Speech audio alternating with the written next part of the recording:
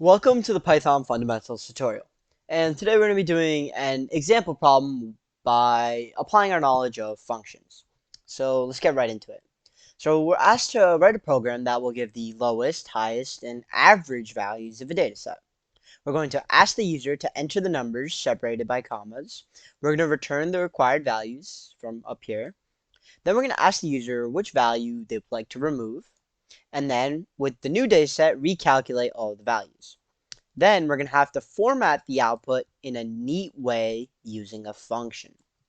So I'm going to challenge you to do this by yourself and try to create two functions that can accomplish these tasks.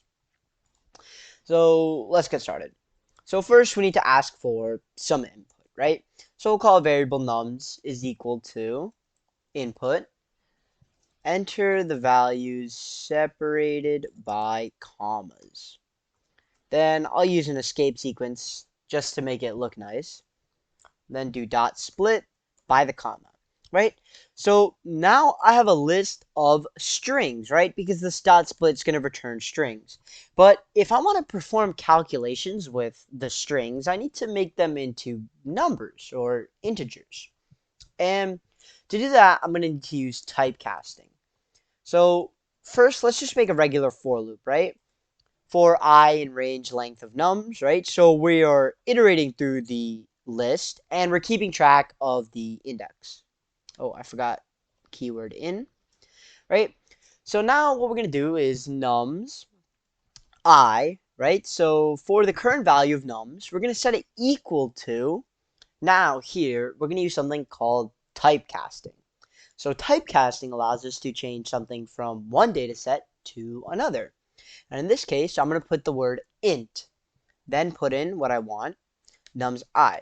So what I'm essentially doing here is I'm looking at the current value in the list nums, and I'm converting it to an integer by wrapping it around parentheses and putting in the keyword int.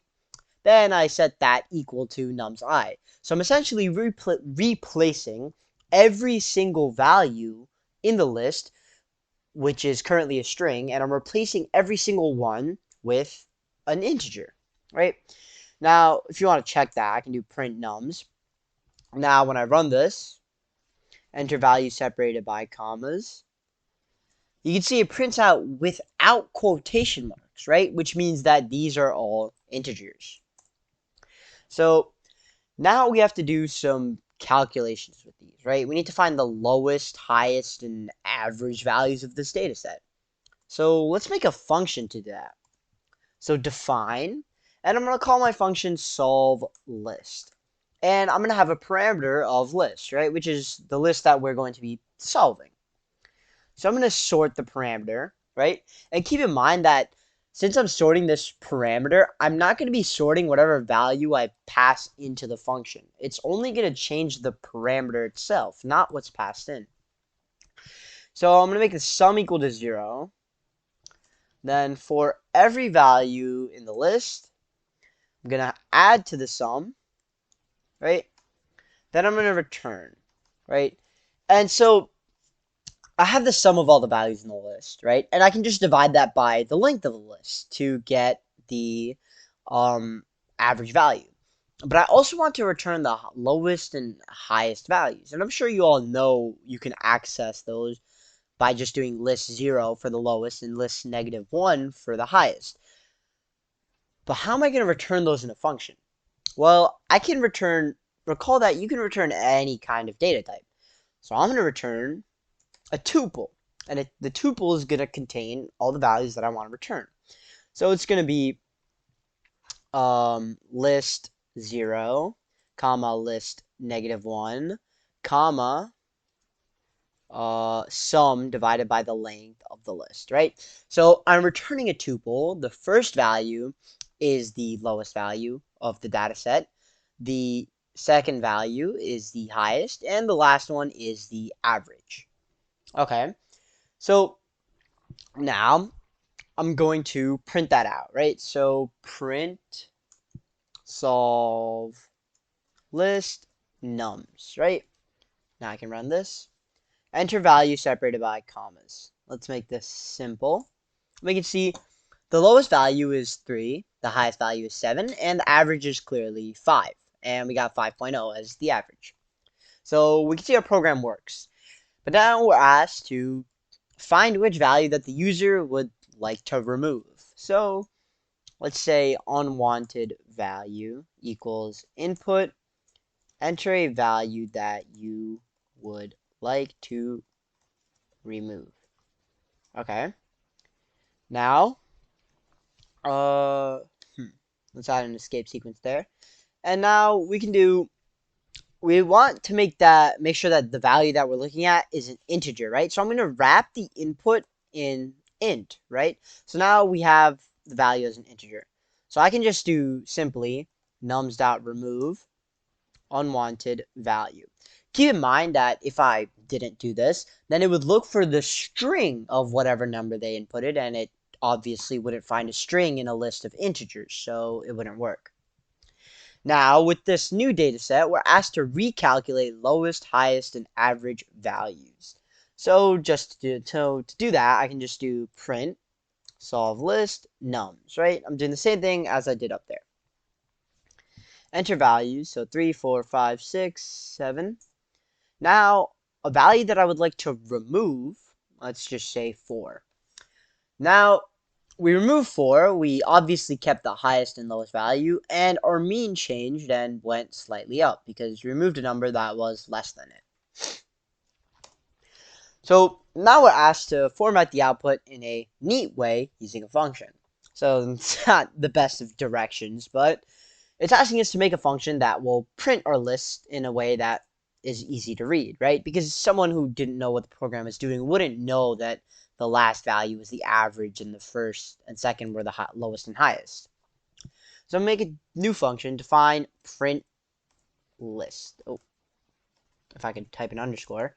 Print list, and we're going to take the same parameter list, right?